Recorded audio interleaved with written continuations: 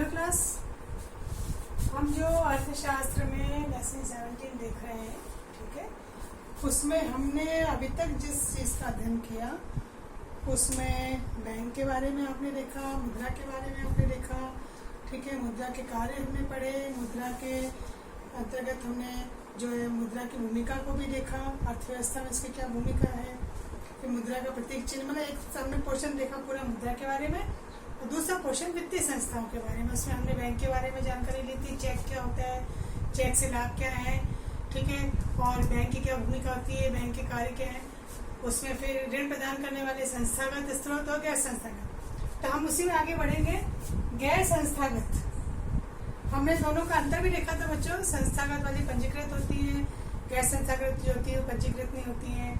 संस्थागत का जो नियंत्रण, नियमन, निर्देशन होता है वो आरबीआई के द्वारा, सरकार के द्वारा। इनके ऊपर कोई जो है जो गैर संस्थागत है, कोई ऐसे नजर रखने वाली, इनके ऊपर कोई नियम कानून बनाने वाली कोई ऐसी संस्था नहीं होती है। ये अपने मर्जी से काम करते हैं। और ऐसे हमने बहुत सारे जो है दोनों के बीच में अंतर देख चुके हैं। हम उसी कड़ी में आगे बढ़ते हैं और हम यहाँ पे बात करते हैं देशी बैंकर और साहूकार। जब वाणिज्य बैंक नहीं थे उससे पहले देशी बैंकर जो है ये भी एक तरह से बैंक की सी भूमिका निभाते थे। और उनका कार्य जो था उस समय, जब जैसे अब ये वाणिज्यिक बैंकों की भूमिका बढ़ गई तब इनका जो महत्व अब कम हो गया। जैसे साहूकार, जैसे हम कहते हैं कि लोग पहले गांव में साहूकार, महाजन, जमींदार, इनके ऊपर ज़्यादा जो है निर्भर हुआ करते थे अपनी आवश्यकताओं के लिए। अब जैसे जैसे उन तक बैंकों की पहुँच हो रही है तब इनका भी महत्व जो है धीरे धीरे कम होता जा रहा है। तो ये क्या है, इनके कार्य करने का तरीका क्या है?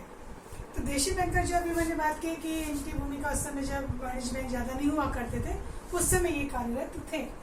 तो ये कौन होते हैं, इनके अगर अर्थ देखें तो देशी बैंकर ने कोई निजी फर्म भी हो सकती है, कंपनी भी हो सकती है, या कोई व्यक्ति भी हो सकता है जो इस तरह से ऋण देने का कार्य करता है लोगों को उनकी आवश्यकता पड़ने का। तो इनके कार्य क्या है, ये जमाए स्वीकार करते हैं। जैसे कि हमने बात की थी बैंक में भी क्या होता है, लोग अपना पैसा यहाँ जमा कराते हैं, तो ये भी एक जमाए स्वीकार करते हैं। और संपत्ति को गिरवी रख करके ऋण देते हैं। आपको ऋण चाहिए, पैसा चाहिए, तो आप अपने वहाँ पे कोई कागजात जमा कराएंगे, कोई भी हो सकते हैं, ऋण देंगे। और कभी कभी थोड़ी सी लोचशीलता भी होती है कि अगर आप देखते हैं कि भाई ये जानकार है, ठीक है, तो उनकी जानकारी के आधार पर, उस व्यक्ति की साख के आधार पर, रेपुटेशन के आधार पर, ठीक है, वो कभी कभी बिना संपत्ति गिरवी रखे भी ऋण दे देते हैं।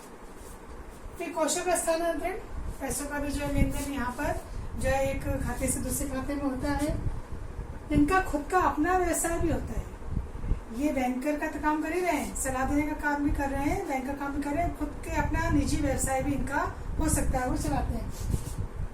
ये छोटे व्यापारियों से, छोटे व्यवसायियों से, उद्योगपति जो थे, छोटे उद्यमी जो है, उनसे भी ये लेन देन का कार्य करते, मतलब इनका इनसे भी कांटेक्ट जो है वो होता है।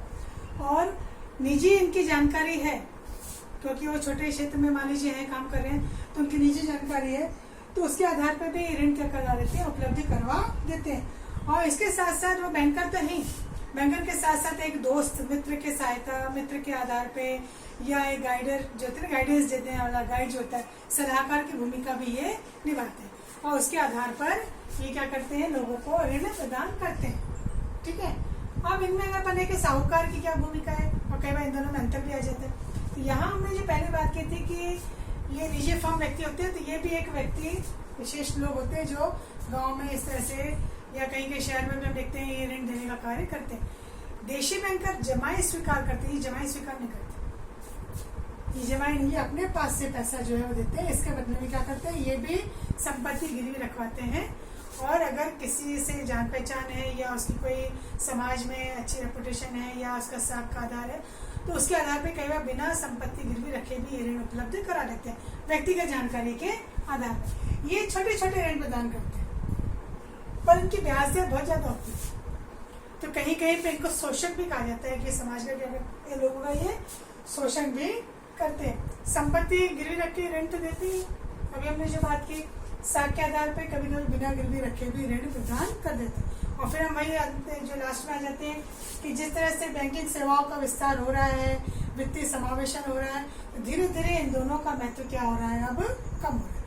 अब लोग इन पे ज़्यादा निर्भर नहीं है। अब बैंकों ने इतनी फैसिलिटी कर दी है कि अब लोग बैंक में जा करके और अपनी सारी कोई भी आवश्यकता है उसकी पूर्ति वो कर लेते हैं। अब यहाँ पे हम दो समूह और देखेंगे, ठीक है। स्वयं सहायता समूह, इसके पहले हम बात करेंगे कि स्वयं सहायता समूह की आवश्यकता क्यों पड़ी। हम इसके लिए पहले बात करेंगे कि लोग जो बैंकों से ऋण लेते हैं तो उसमें ये जो छोटे मोटे जो लोग होते हैं, छोटे किसान हैं, छोटे व्यापारी हैं, गांव के लोग हैं, ठीक है, जिनकी कम आय है, तो उनके पास सबसे बड़ी समस्या क्या होती है बैंक से ऋण ना ले पाने की, कि ऋणाधार की उपलब्धता ना होना। अब आप कहोगे ऋणाधार क्या है, यहाँ पे अपने एक शब्द और जोड़ देते हैं, समर्थक ऋणाधार। समर्थक ऋणाधार नाम है, तो इसके अगर अपन डेफिनेशन देखें, इसका अर्थ देखें तो बच्चों समर्थक ऋणाधार वो संपत्ति होती है जिसको गिरवी रख करके और उधार लेने वाला उधार लेता है। किससे? उधारदाता से।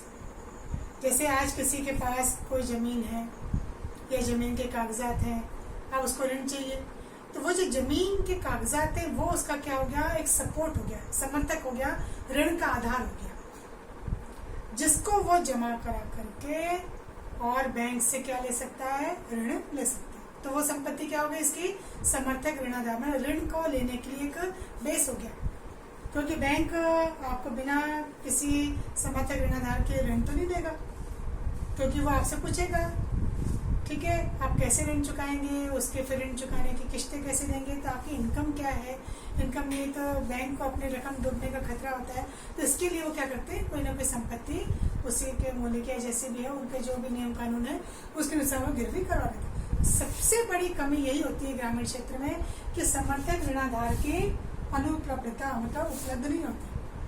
तो ये लोग क्या है कि बैंक जाने से हिचकिचाते हैं, या हमें कह लें दूसरा पहलू कि बैंक भी इन लोगों को, छोटे किसानों को, छोटे मजदूरों को, छोटे उद्यमियों को ऋण देने में हिचकिचाता है, क्योंकि उसको लगता है कि ये समर्थक ऋणाधार नहीं है, इनके पास पूरे कागजात नहीं होते हैं, तो ये जो है ऋण समय पे नहीं जमा करा पाएंगे। तो इस स्थिति में क्या होते हैं, एक तरीका निकाला गया कि गांव के लोगों के जरिए कि हम एक समूह बना करके और कैसे ऋण की व्यवस्था कर सकते हैं। तो ये लोग क्या करते हैं, छोटे छोटे समूह बना करके उसमें 15 से 20 लोग भी हो सकते हैं और ज्यादा लोग भी हो सकते हैं, जैसे जिसकी आर्थिक स्थिति वो अपनी बचत समूह में जमा कराते हैं। किसी की 25 रुपए भी हो सकती है, 100 रुपए भी हो सकती है, तो अपनी सारी बचत जो है वो हर महीने जमा कराते हैं। जैसे हम देखते हैं ना, जैसे किटी पार्टी जब होती है तो हर महीने लोग अपने कुछ रकम जमा कराते हैं, तो वहां तो खैर वो अलग योजना होती है, यहाँ पे वो अपनी रकम जमा कराते हैं, और जब ये रकम जमा हो जाती है तो जिसको जो पूंजी की आवश्यकता होती है वो अपने समूह से ले लेता है। पर यहाँ ध्यान रखना चाहिए कि ये पैसा इनको लौटाना भी जरूरी होता है। ये नहीं कि आपने ऋण के लिए पैसा तो ले लिया बाकी से लौटाया नहीं, क्योंकि बाकी समूह के सदस्य, बाकी समूह जो है या समूह के जो बाकी सदस्य उनको भी आवश्यकता हो सकती है, तो वो फिर अगर सारा पैसा केवल उठा दिया, दे दिया और रिटर्न नहीं आया तो बाकी लोगों की आवश्यकता कैसे पूरी होगी। तो एक इनके नियम कानून होते हैं कि जो भी ऋण लेगा उसकी सुविधा दे देगी, उस ऋण को उससे वापस भी लौटाना है, और जो इनके सारा ये पैसा इकट्ठा होता है वो उनकी क्या हो जाती है, इनकम हो जाती है।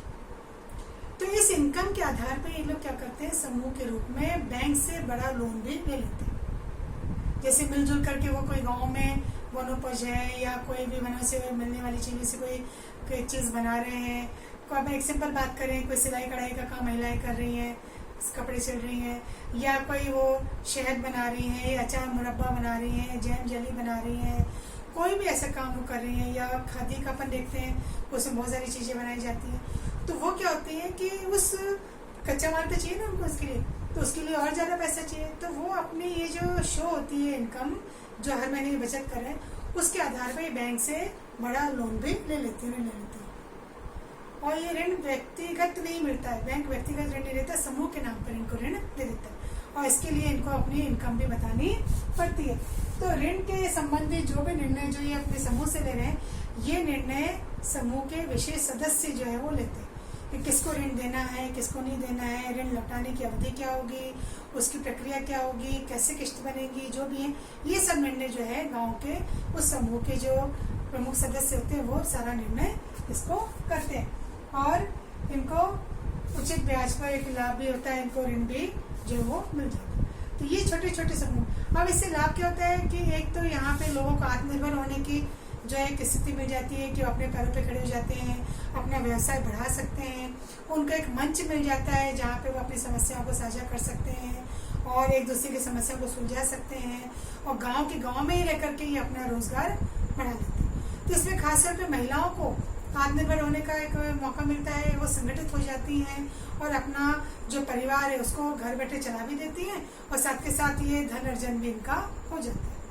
तो इस तरह से वो परिवार के लिए एक बचत भी कर लेती हैं, एक उनकी आय भी हो जाती है और सामाजिक रूप से इनकी स्थिति भी मजबूत हो जाती है। तो ऐसे छोटे छोटे ये जो समूह होते हैं इनको स्वयं सहायता समूह नाम इसीलिए दिया है कि अपने खुद की सहायता करने के लिए छोटे छोटे समूह में संगठित होकर के और कार्य करते हैं। और फिर कई बार ये अपना सामान जो है शहरों में भी ले जाते हैं और शहरों में ले जा करके वो उसको डिस्प्ले भी करते हैं, मतलब प्रदर्शनी में भी लगाते हैं। आपने देखा होगा प्रदर्शनियों में अलग अलग जगह के जैसे मान लीजिए स्टॉल होते हैं। अपने जैसे राजस्थान की बात करें तो राजस्थान में जैसलमेर की कोई प्रसिद्ध चीज़ है तो वहाँ से कोई अपना सामान बना के लेके आ रहे हैं, बाड़मेर की जो प्रसिद्ध चीज़ है वहाँ से आ रहे हैं, या और जो अपने ज़िले हैं वहाँ से सब अपने अपने प्रोडक्ट लेकर के और वहाँ पे उसको रखते हैं और लोग उनके सामान को खरीदते हैं। ये स्वयं सहायता समूह इस तरह से कार्य करते हैं। फिर आती है अंतिम में अपनी स्थिति चिट फंड। जैसे आपने किटी पार्टीज में देखा होगा कि हर महीने जो मेंबर होते हैं उससे किटी पार्टी के वो अपना कुछ पैसा वहाँ पे हर महीने इकट्ठा करते हैं, ठीक है, और महीने की महीने उसकी लॉटरी निकाली जाती है और लॉटरी जिसके नाम से निकलती है उसको वो पैसा मिल जाता है। पर जिसकी लॉटरी निकली उसको बाकी महीने भी पैसे देने पड़ते हैं कितने महीने के ऊपर। तो यही चिट फंड की जो है ये एक विशेष बचत की ऋण योजना है, पारस्परिक लाभ के लिए बनाई जाती है, जिसमें अपनी अपनी बचत का निर्धारित अंश लोग वहाँ पर जमा कराते हैं कंपनी में और उस कंपनी का जो एडमिन होता है वो उसका भी कुछ जो है अंश होता है, वो अपना अंश भी लेता है उसमें और बाकी वो जो है अपना पैसा वहाँ पर जमा कराते हैं। और फिर वो जो पैसा जमा होता है उसको उस पैसे को फिर एक लॉटरी के तहत नीलामी के तहत उसमें सदस्यों के नाम निकाले जाते हैं। अब मान लीजिए कि उसमें तो क्या है सदस्यों की संख्या भी ज़्यादा होती है, बहुत ज़्यादा संख्या होती है। तो मान लीजिए लॉटरी में उसमें 2 से 4 लोगों के नाम भी अगर आ जाते हैं कि इनको भी इतने, अब सदस्य भी ज़्यादा होते हैं तो रकम भी ज़्यादा होती है। तो इसमें क्या होता है कि जिसका नाम लॉटरी में आता है तो मान लीजिए एक का नाम आता है तो कोई दिक्कत ही नहीं है, तो भी इनको क्या है कि जो वो लेना चाहता है जिसको ज़्यादा आवश्यकता है, तो जैसे अपन एक अनुमान के तहत कहें कि भाई किसी की 20,000 की लॉटरी को लिए 20,000 इकट्ठे हुए, अब 20,000 को लेने के लिए 2-3 लोगों के नाम आते हैं, तो इसमें सबसे ज़्यादा अपना अंश जो छोड़ेगा, जैसे किसी को रकम मिल जाए तो उसने कहा 20,000 के मेरे लिख लिए तो मुझे 18,000 दे दो, 2,000 में छोड़ता हूँ। किसी ने कहा मैं 3,000 छोड़ता हूँ, मुझे 70,000 ही दे दो। तो जो जितना ज्यादा अपना अंश कटवाता, भट्टा जिसको कहते हैं भट्टा कटवाता है, उसको वो राशि बची ही दे दी जाती है और जितना अंश उसने कटवाया है वो राशि लाभांश के रूप में बाकी सदस्यों के उसमें जमा हो जाती है, उनको बांट दी जाती है। और जो व्यक्ति विजेता होता है, ठीक है, उसको बाकी का पैसा भी देना पड़ता है, बाकी की किस्तें भी देनी पड़ती है, किंतु पुरस्कृत जो किया गया उसका नाम आगे विजेताओं में नहीं लिया जाएगा। मतलब जब वापस जो लॉटरी खोली जाएगी, नीलामी की जाएगी, उसमें उस व्यक्ति का नाम दोबारा शामिल नहीं किया जाएगा, ठीक है, पर उसको अपनी किस्तें जो है वो पूरी देनी पड़ेगी। तो जो भी लाभांश होता है ये सदस्यों में ही आपस में बांट दिया जाता है। तो बहुत सारी ऐसी चिटफंड कंपनियां जो इस तरह से काम करती हैं। हालांकि कहीं कहीं कुछ इसमें घोटालों की भी बात आती है। कई बड़ी बड़ी कंपनियां ऐसी हैं जो कई सारे सदस्य होते हैं तो इनका पैसा लेकर के और वो जो है उनको पैसा लौटाती नहीं है या कंपनी बंद करके चली जाती है। तो ऐसे में कई बार लोग जो है धोखाधड़ी का शिकार भी इसमें हो जाते हैं। तो चिटफंड कंपनियों की अभी हमने क्या देखी बच्चों, कार्य योजना, कार्य प्रणाली कैसे है, कैसे कार्य करती है। एक विशेष ऋण योजना है। कई कंपनियां बहुत अच्छी तरह से भी कार्य करती हैं और सदस्यों को लाभांश भी देती है, वो उनको लाभ भी मिलता है, इसलिए ज्यादा से ज्यादा सदस्य जो है उनसे जुड़ना चाहते हैं। तो ये यहाँ पर बच्चों हमने इसका जिक्र किया। देशी बैंकर क्या थे, साहूकार, इन दोनों के बीच में हमने अंतर देखा।